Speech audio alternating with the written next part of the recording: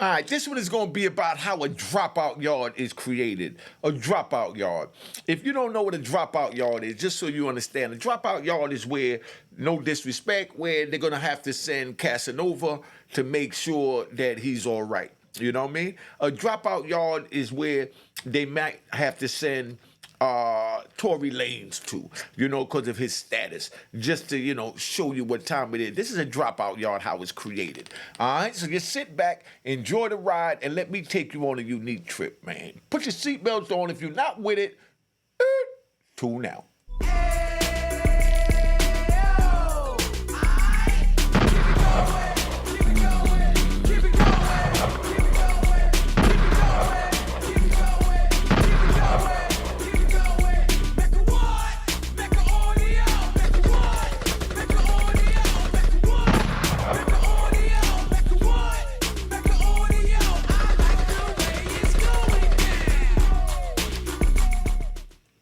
All right, so this is how a dropout yard is created, right?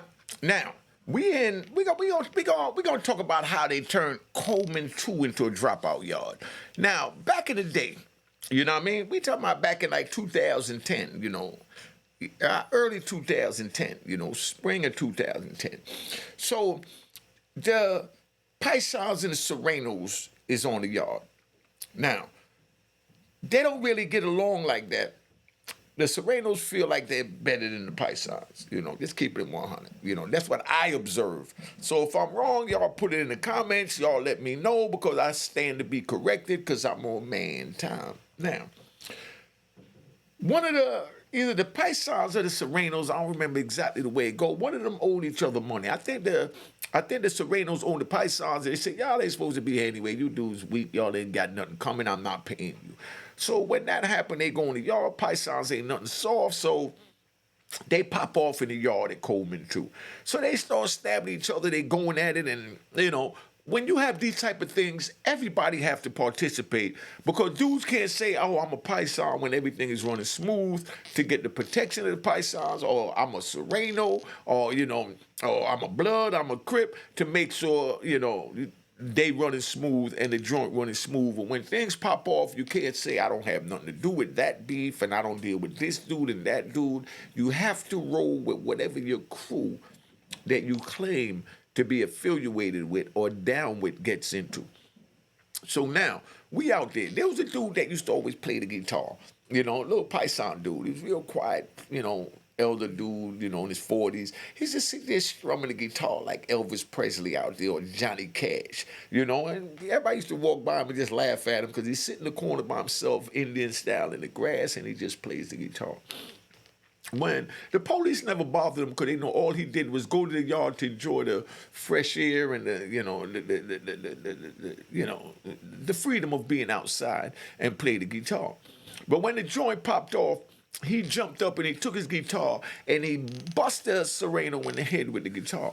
You know what I mean? Meaning everybody participated. When it was over and they locked everybody up, they asked them, you don't bother nobody. Why did you get involved in swing the guitar? We don't even want to lock you up because you don't bother nobody. He said, man, I'm a Pison. When they roll, I got to roll. Regardless if I'm out here playing the guitar, minding my business, I got to roll with my crew. If I don't roll with my crew, it's going to be all types of problems. You know what I mean? So that's when the police realized how strong this unit was, So now, let's get into, the other altercations in the yard.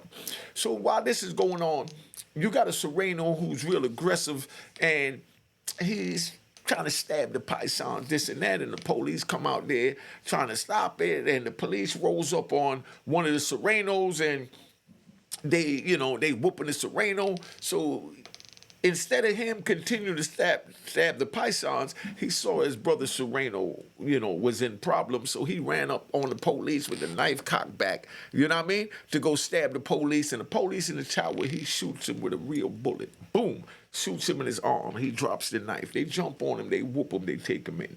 Now, while that's going on, because I like to ride. While that's going on, people in the units is looking out the window at the yard because the way the units is set up, you could look out the window and see, the yard and who was out there if you want to go out your next move, or dudes call you through the window and they use sign language, spelling the words in the window, trying to have a communication. So they see what's going on. So they saw it was the Pisons against the Serenos. So it was a really big brolic Sereno in the unit. So this big brolic Sereno, he jumps up. You know what I mean? When he jumps up, he punishes this little Python in the unit. If y'all know Python, they no disrespect, they're small built people. But this was a big Sereno. I mean, he stomped out this little Python in the unit. So now dudes got word to the yard that this big Sereno that didn't go to the yard stamped out a Python in the unit. So when they did that now, they called yard recall. So when they called yard recall, 3 Pythons, you know what I mean, strap up. They got their joints with them, as Banky Pound says. Big shout out to Banky Pound. Check out Banky Pound. You know what I mean? It's another one of my people. Like I said, I give props and I try and promote, other YouTubers. I'm not like these fake YouTubers and rat bastards that sit there trying to criticize each other to get views. You know what I mean? I work with each other because I'm from the old school. So I'm not going to sit there and talk about, oh, he's begging for a cash app, he's doing this and that. That's my hustle.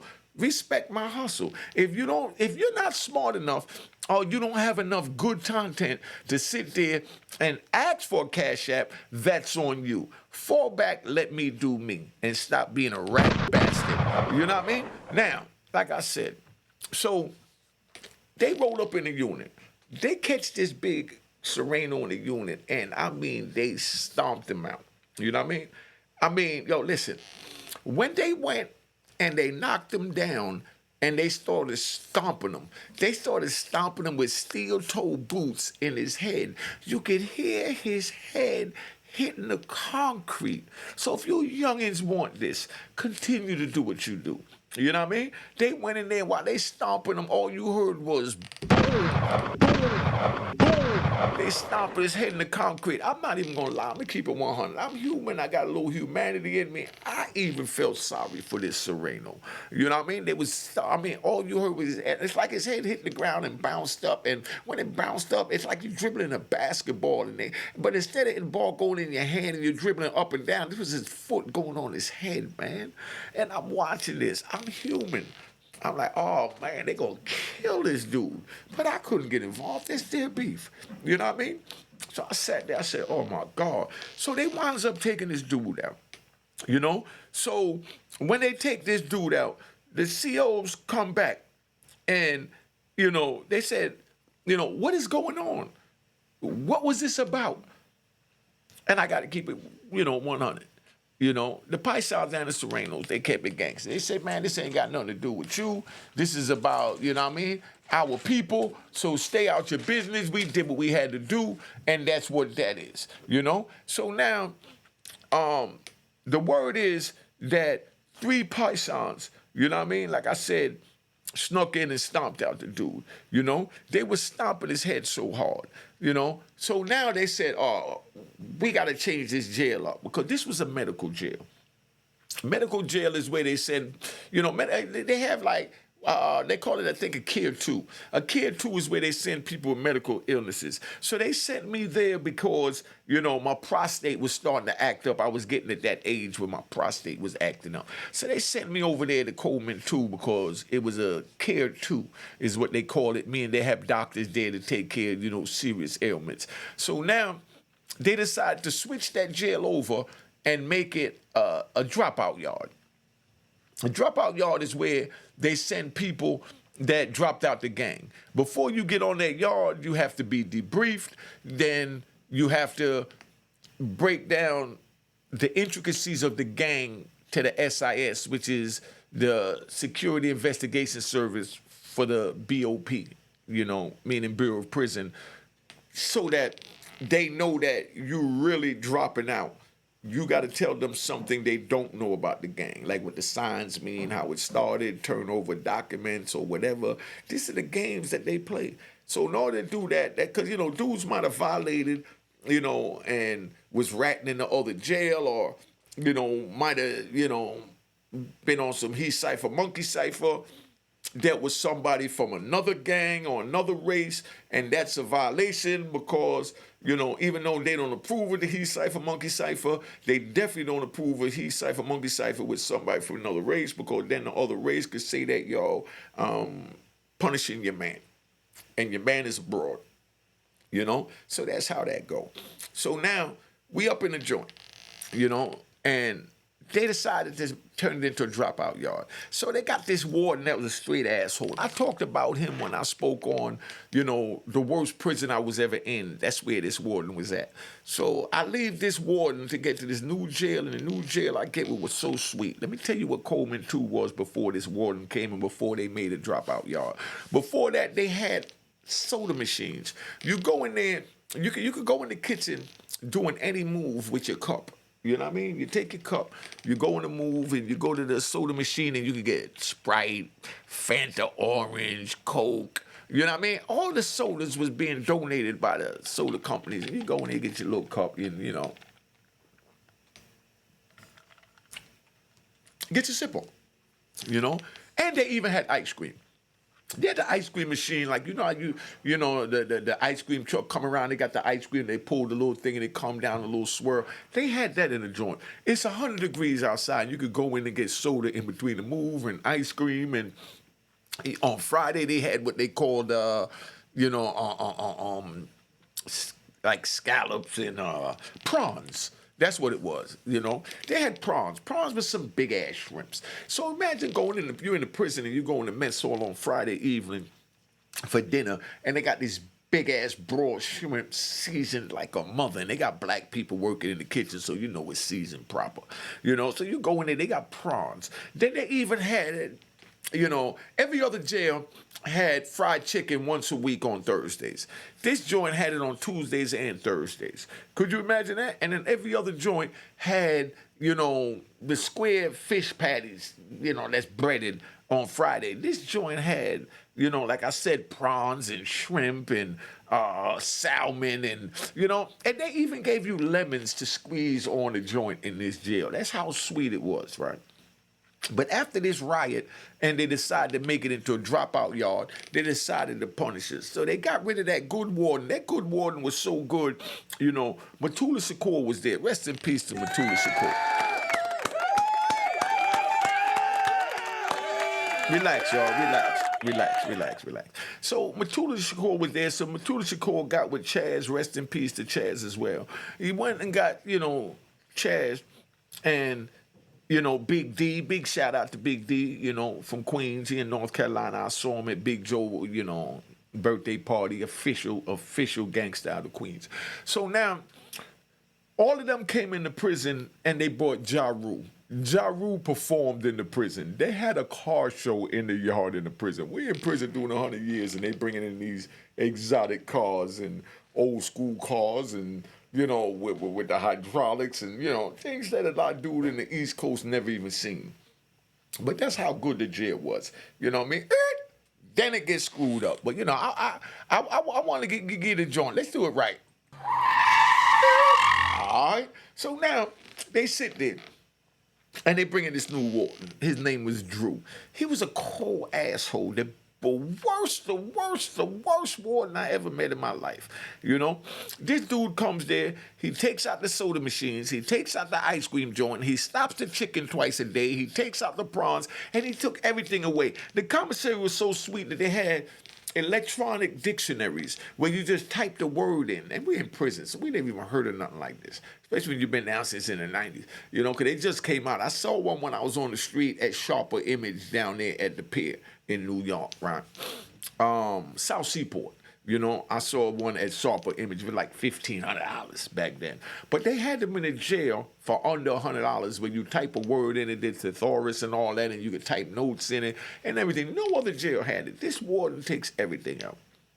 The commissary was so sweet. Every other jail had either black pair of sneakers or a white pair of sneakers. You see the intricate details that I'm giving you so you can see what the prison was like. You know what I mean? And you youngins listening, yeah, this sound real cool, but I'm letting you know all this is gone, my nigga. You know what I mean? No more. You know what I mean? But they had 3 pairs of sneakers. They had a black pair, because all you could get was black and white. They had a black pair and a white pair, and Everything was high tops, and then they had a cheap pair. They said other prisons. Then they had a cheap pair of some low top, what they call Wilsons. You know, for people that couldn't afford nothing, those $39 sneakers, or then they had the 99 because you couldn't sell nothing for over $100 because they used to do something back in the day where if the police destroyed your property, if you lost something, you fill out a tort claim, and you know you can say I had a pair of Jordans that cost $300. I had a watch that cost $800. I had a religious chain that cost $2,500.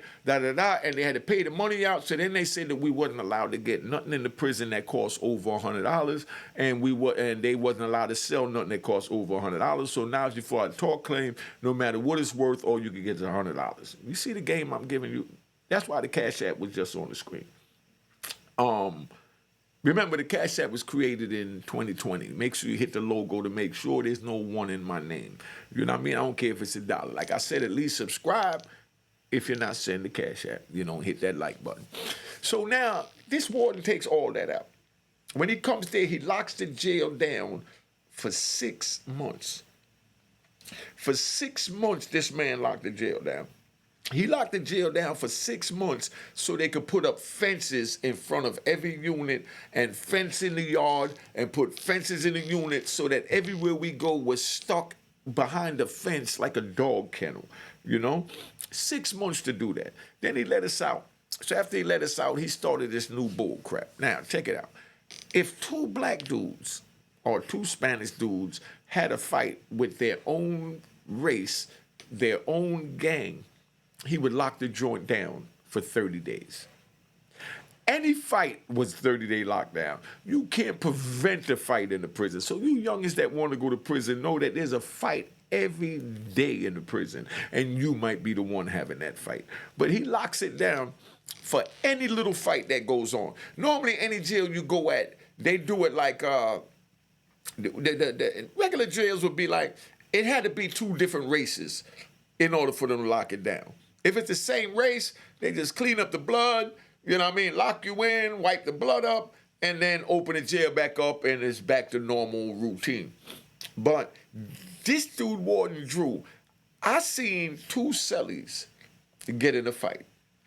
These two cellies get in a fight.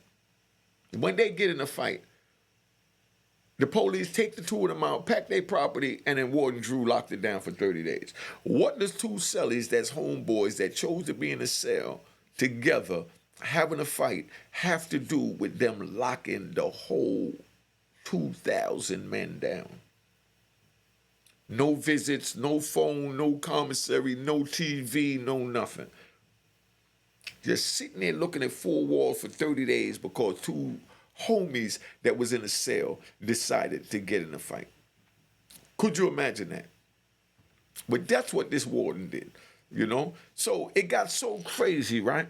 Now, you know, he even started where if he look out in the yard and he's seen more than three convicts congregating together, he locked the jail down for 30 days. Anything was locked down for 30 days. You know what I mean?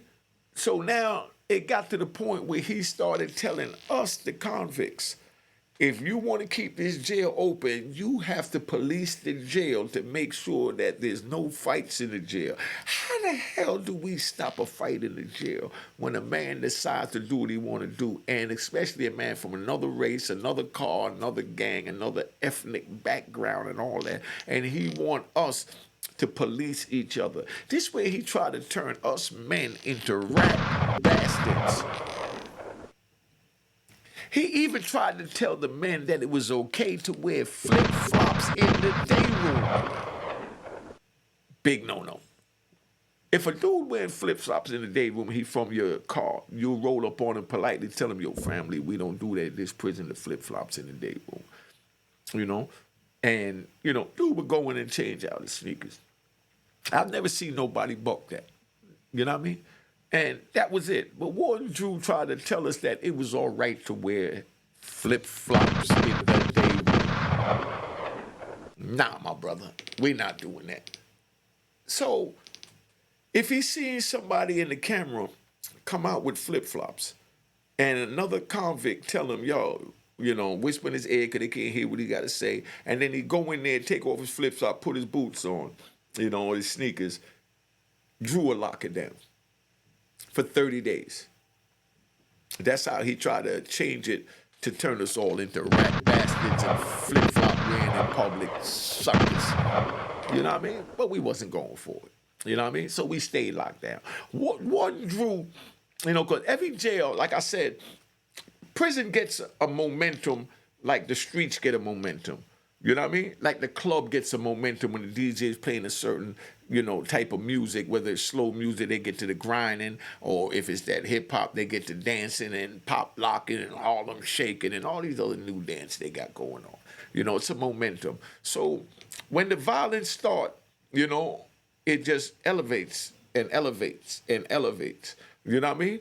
Until it explodes and it explodes. So Warden Drew had a method to that. He had a piece of shit asshole captain by the name of Johnson. Johnson was the one, because you got the warden and then you got the captain is the one that runs the jail for the warden. So just like when a president get in office, he get to pick his own Secret Service. So a warden get to pick his own captain to run the jail. So Drew always brought this asshole young nigga with him. Piece of crap. Cold piece of crap. And this dude is the one that was locking it down for, any fist fight. If it's a fist fight, he locked it down. If it was an argument in the yard, he locked it down.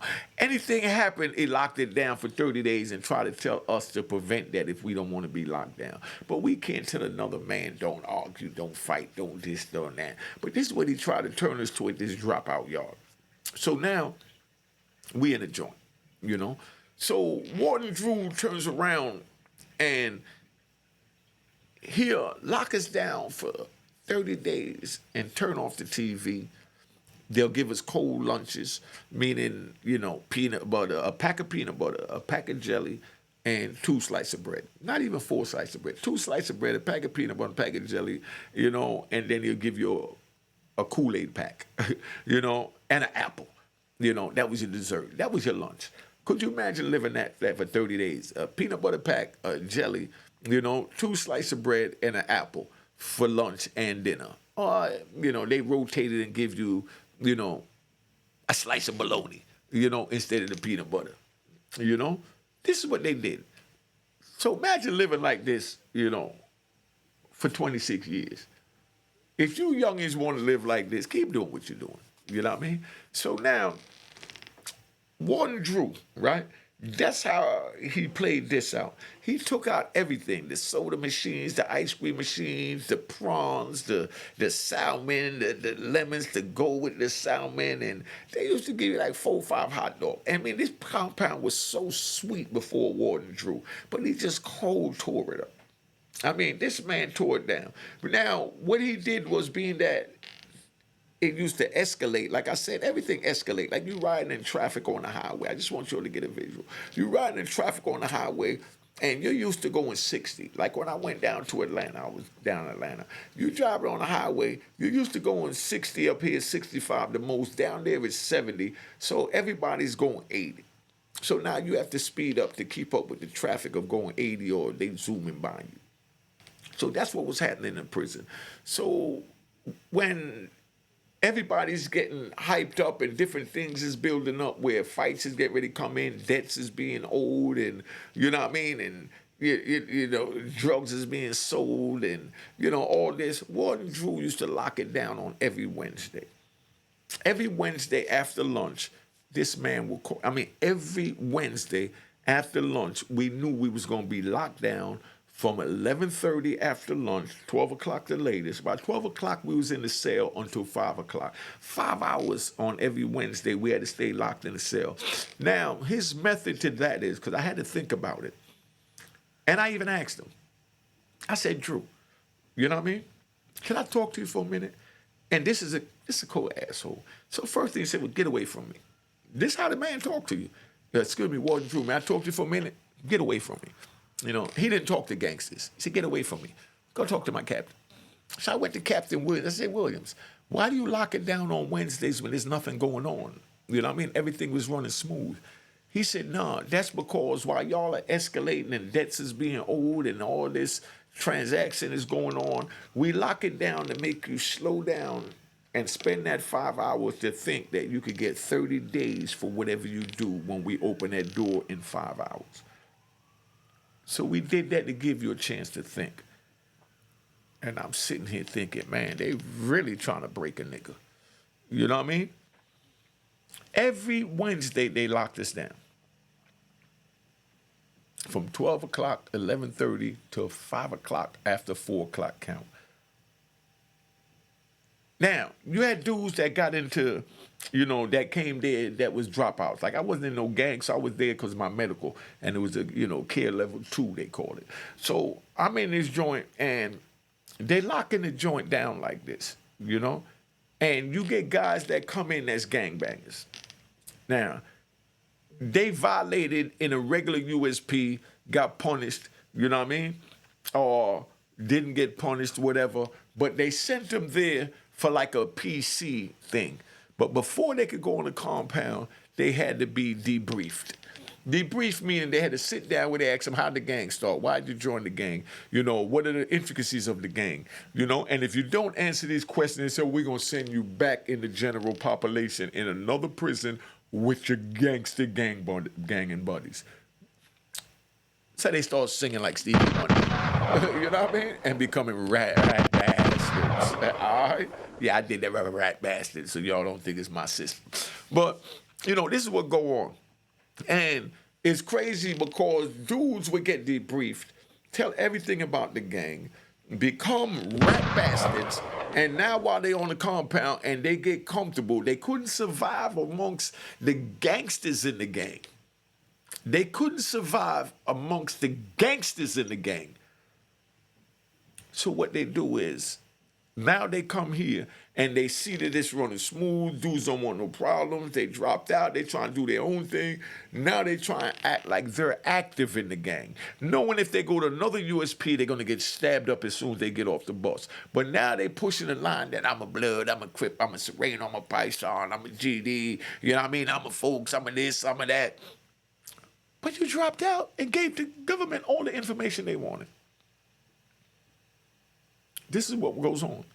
So this is what you youngins want, this is what you get. Now you get these dudes that done dropped out and they're trying to push the line and act like they're active and trying to tell the other guys that dropped out that don't want to be active that you have to be active and you have to get online and you have to be a part of the same gang that everybody knows that everybody dropped out of. This is how twisted the mentality is because people don't want to leave it alone that gang thing wasn't for you. That's why you dropped out. That's why you was debriefed. And that's why you here. So please, this is what the other men will tell. Leave me alone. I dropped out and you dropped out. But these dudes actually, threaten to get knives and threaten to do this and that with dudes they know don't want no problems. Can you believe that? That's what a dropout yard is. Just so you fully understand where we at, And it's crazy because why would they do that? I can't figure that out for the life of me. You know what I mean? Now, I think I gave y'all enough, man. I think I gave y'all enough. I just wanted to tap in and let y'all know what a dropout yard is, how a dropout yard is created in the whole nine. So you can't say that Unique Mecca Audio didn't tell you. So now y'all got no reason to violate, break the law, come off the porch and say, I didn't know. Well, now you know. You know what I mean? Of course, we're going to have the trolls and rat bastards, you know what I mean? That's going to try and go at me and all that because they didn't want me giving y'all the real because they want to keep y'all blind, deaf, and dumb and continuing to go to prison so they could have something stupid to talk about to try and get 2 views. But I'm not trying to do that. I'm trying to save your life. Now it's up to you if you want to save or not. All right?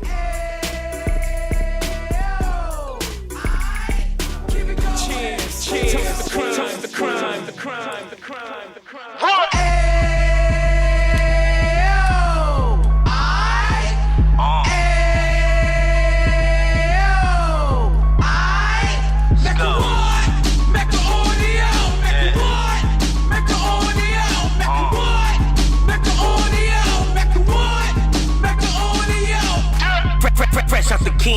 26, he back on the strip, getting back in the mix. What he mentions a gift. You stand up 10 toes down, and I suggest you pay attention to this.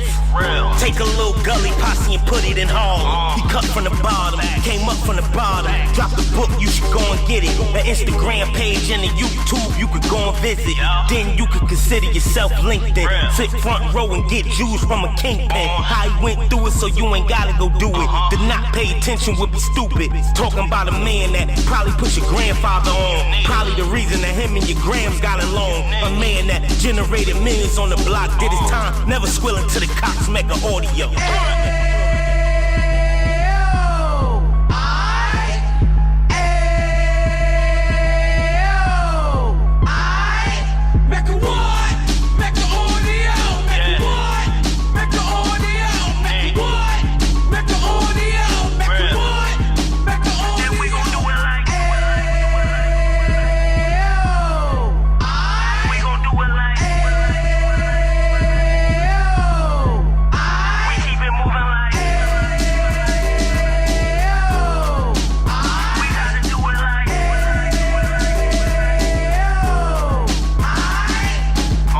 Get it live like 2 G's in the 90s. Drop top beamer so shiny. I let shorty go, she was whining. Treat her like my past, she behind. Spend a couple bands on the Dapper Dan. You be back again, getting green like a Packers fan. No cap, it's a raw in uptown. They be whoring uptown, Dominican bust down. Now we on the positive, we got a lot to give. Now he trying to stop the kids from being inoperative. So take heed, homie, lend it air. He started in uptown, he gon' finish there. But now it ain't about selling drugs, buying cars. It's about buying property to make the community ours. So we can give back to the youth them. Cause they the truth them. And bless up to all the root men.